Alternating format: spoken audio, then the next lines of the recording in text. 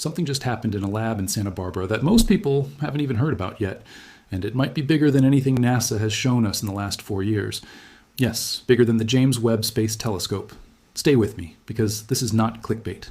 This is real. This is documented. And by the end of this video, you're going to understand why scientists are calling this one of the strangest weeks in the history of modern physics. For years, we've been told the James Webb Space Telescope is humanity's greatest eye into the universe, and it is. It has shown us galaxies that existed just a few 100 million years after the Big Bang. It has captured the atmospheres of alien worlds, tracked interstellar comets, and mapped invisible dark matter stretching across the cosmos. Just this month, in July 2026, Webb celebrated its 4th science anniversary by revealing a galaxy warped by a cosmic collision, and weeks before that, it caught a black hole feeding on gas over 13 billion light-years away. Webb sees the universe. It doesn't just take pictures, it reads the fingerprints of creation itself. But here's the twist nobody saw coming. While Webb has been busy staring outward into deep space, something completely different has been happening on the ground, inside a quantum lab most people will never step foot in. And in the last few months, that lab may have done something Webb, for all its power, physically cannot do. Let that sink in for a second. We're talking about Google Quantum AI and their now infamous Willow chip. If you haven't heard of Willow yet, you're about to, because what this chip has quietly been doing since its debut is starting to sound less like computer science and more like science fiction. Here's the short version, and don't worry, we're going to unpack every piece of this. In early 2026, Google's Willow processor ran a benchmark computation in under 5 minutes. A calculation so complex that the world's fastest classical supercomputer would need 10 septillion years to complete the same task. 10 septillion. That's a 1 followed by 25 zeros. For context, the universe itself is only about 13.8 billion years old. So Willow did, in 5 minutes, something that would outlast the universe several trillion times over if you tried it the old way. Now, at first, this sounds like just another quantum computer breaks a record headline. We've heard those before. Google did something similar with the Sycamore chip back in 2019, and skeptics said it didn't really mean anything for the real world. But this time is different. This time, Google didn't stop at a party trick. They aimed Willow at something almost nobody expected. The deepest, darkest mystery in the universe, black holes. Late last year, Google's team unveiled something called the quantum echoes algorithm. And according to Google Quantum AI's own principal scientist, this new algorithm is a tool to understand the nature of quantum systems. In his words, from molecules to magnets to potentially black holes. Read that again.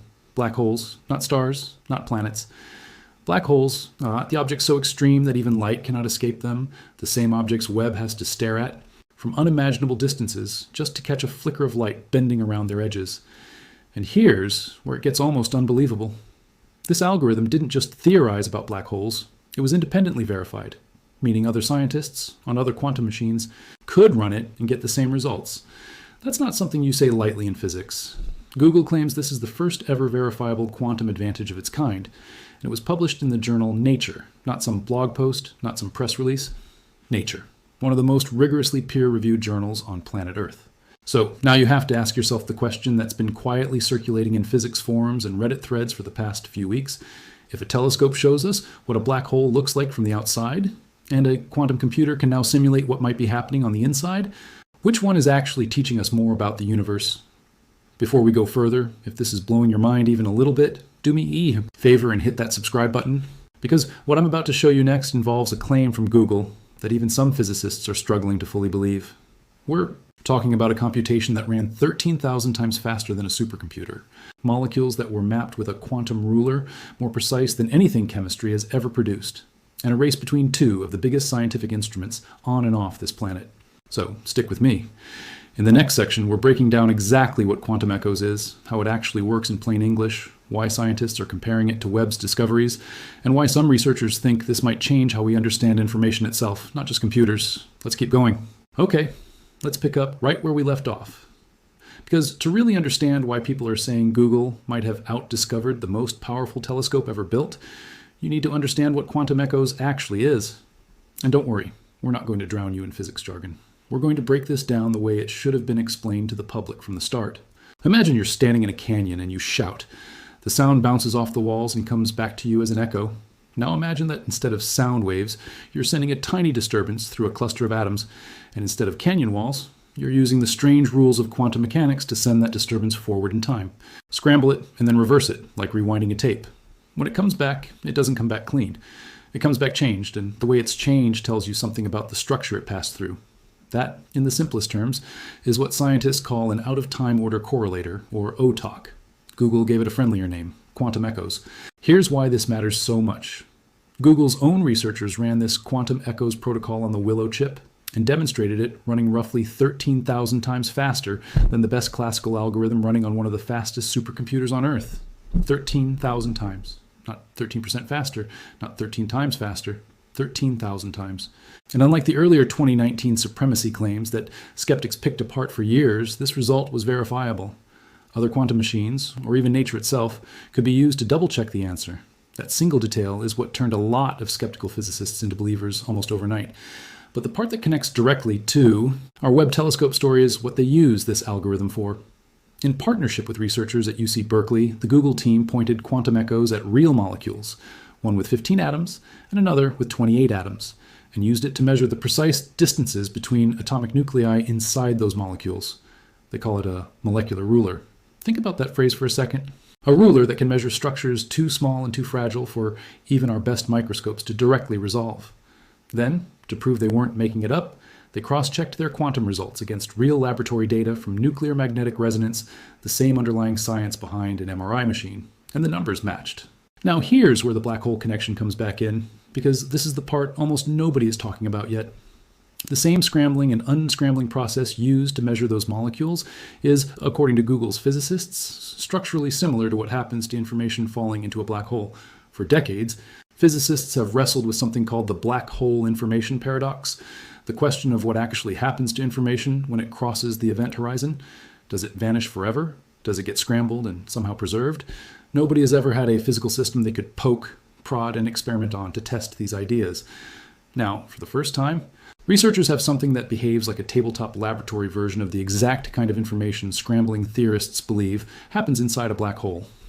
Let that comparison sit for a moment against what Webb does. Webb, incredible as it is fundamentally a light collector. It gathers ancient photons that have traveled billions of years across the universe and reconstructs an image or spectrum from them. It is passive. It waits for light to arrive and then interprets it. Quantum echoes is the opposite. It's active. It doesn't wait for information to arrive from space. It recreates the underlying physics right here on Earth, inside a refrigerator colder than deep space itself, and lets scientists run the experiment as many times as they want. So which one is more powerful?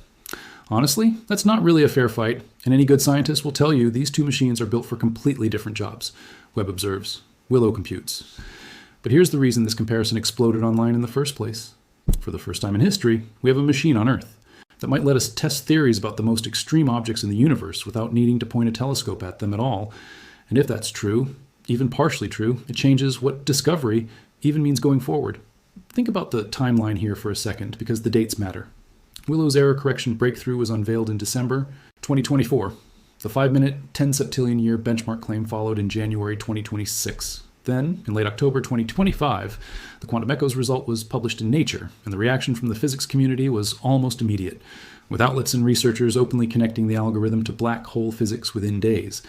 That is an extraordinarily fast pace of discovery, faster than almost anything we've seen out of major space missions, which often take years between headline results.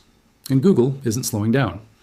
In March 2026, just a few months ago, Google Quantum AI added an entirely new hardware approach to their program, neutral atom qubits, running alongside their existing superconducting chips.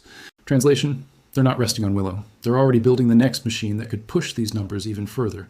So now the real question becomes, if this pace continues, what happens when quantum computers like Willow are pointed not just at 15-atom molecules, but at models of entire star systems, or the early universe itself? Could a machine like this someday simulate what Webb is trying to photograph before Webb even gets there? That's exactly what we're diving into next. Stick around, because in the next section, we're going to look at what scientists and skeptics are actually saying about this rivalry, whether Google's claims hold up under scrutiny, and where this technology is realistically headed in the next few years. If you want to see how this story unfolds, make sure you're subscribed so you don't miss it. Let's keep going. All right, let's talk about the other side of this story, because if we only told you the hype, we wouldn't be doing our job. Every time a headline like "Quantum Computer Beats Supercomputer" or "Quantum AI Rivals Webb Telescope" goes viral, there's a wave of scientists who step in and say, hold on, let's slow down. And honestly, that skepticism is healthy, so let's walk through it fairly. The first pushback goes all the way back to 2019 when Google first claimed quantum supremacy with its Sycamore chip. At the time, IBM and several independent researchers argued that the specific benchmark task Google chose wasn't necessarily representative of anything useful. It was, critics said, essentially a task custom-built to make a quantum computer look good, while classical computers were handicapped by not being optimized for that exact problem. That criticism stuck around for years, and it's part of why so many scientists reacted cautiously to Willow's headline-grabbing claims in early 2026. Even now, some researchers are careful to point out that the benchmark task behind Willow's 10 septillion years claim, while real and independently notable, is still a fairly abstract computation. It's not curing cancer. It's not decoding the human genome. It's a specific type of random circuit sampling problem, chosen because it plays to the exact strengths of quantum hardware.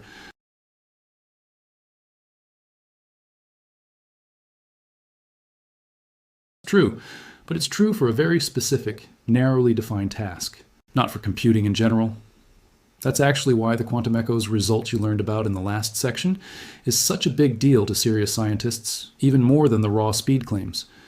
Because unlike earlier supremacy demonstrations, quantum echoes was explicitly described by Google's own team as verifiable, meaning it produces results that can be checked against real-world laboratory data, not just against a theoretical prediction of what a classical computer would take forever to calculate. When their quantum simulation of molecular structure lined up with actual nuclear magnetic resonance measurements taken in a real lab that gave the claim a level of credibility that pure benchmark speed records never quite achieve. It's the difference between saying "trust me" and saying "here, check it yourself." This isn't a battle between a telescope and a computer chip. It's the story of two completely different scientific revolutions that happen to be peaking at the exact same moment in history, and that timing alone is worth paying attention to. Let's start with where Webb stands right now, because it hasn't slowed down for a second while all of this quantum news has been unfolding. Just this month, Webb celebrated its 4th anniversary of science operations by revealing a galaxy reshaped by a cosmic collision. Weeks earlier, it captured detailed mid-infrared views of Centaurus A, exposing dusty structures and hidden activity that were completely invisible to previous instruments. Earlier this year, astronomers used Webb to help locate one of the missing stellar mass black holes inside a star cluster, working together with Hubble to fill in a piece of a decades-old puzzle. And back in March, Webb even trained its instruments on an interstellar comet passing through our solar system, one of only a handful of objects from beyond our solar system we've ever been able to study up close. Webb is not just still relevant, it is, arguably, more productive right now than at almost any point since its launch. Now put Willow next to that timeline. Between December 2024 and today, in the span of about a year and a half, Google Quantum AI has gone from proving error correction actually works at scale, to running a benchmark that would outlast the universe on a classical machine, to publishing a verifiable quantum algorithm in Nature that ties directly into some of the deepest open questions in black hole physics, to expanding into an entirely new hardware modality with neutral atoms just this past March. That is an aggressive, almost relentless pace of announcements, and it's part of why so many people online started asking whether quantum computing might be quietly outrunning even our best space telescopes in terms of raw scientific momentum. So what actually happens next? This is where it gets genuinely exciting, because researchers on both sides of the story are increasingly talking not about competition, but convergence. Physicists working with Google's OTOC and Quantum Echoes framework have specifically pointed to black holes as one of the next frontiers for this technique, not because they expect to replace observational astronomy, but because they want to test theoretical models of information, scrambling that telescopes can never directly observe. No telescope, not Webb, not its eventual successor, will ever be able to look inside an event horizon and report back what it sees. That's not a limitation of engineering.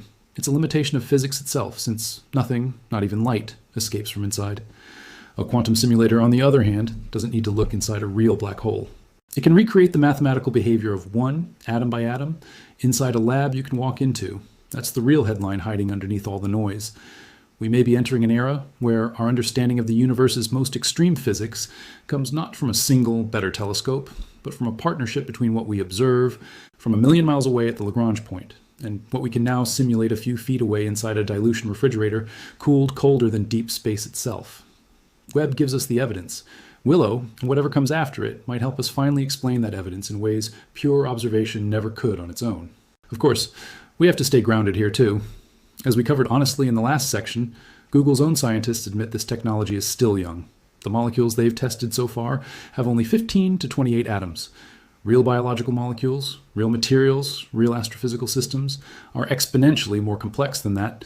The team has said future work will push towards simulating molecules 4 times larger. But that is still a modest step compared to the scale needed for, say, fully modeling black hole thermodynamics. This is a foundation being poured, not a finished building. Anyone telling you quantum computers have already solved black hole physics is getting ahead of the actual science. But foundations matter. Every major scientific leap in history started as a narrow, almost toy-like demonstration before it became a tool that changed everything. The first transistor didn't power a smartphone. The first satellite didn't stream video. And the first 15-atom quantum simulation of a molecule might not sound like much today, but if the pace of the last 18 months is any indication, that foundation is being built extraordinarily fast. So here's the real takeaway to walk away with today. Google Quantum AI didn't beat the James Webb Space Telescope because they were never actually racing each other in the first place. What Google did do is prove that there is now a second, radically different way to study the most extreme physics in our universe, one that doesn't require waiting billions of years for light to arrive from across the cosmos.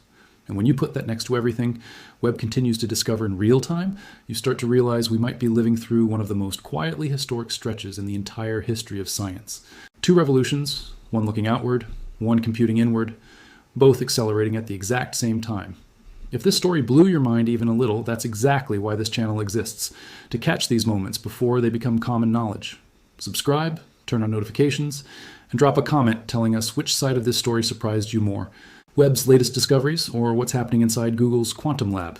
Because if this pace keeps up, we're going to be covering the next chapter of this story sooner than you think. Thanks for watching, and we'll see you in the next one.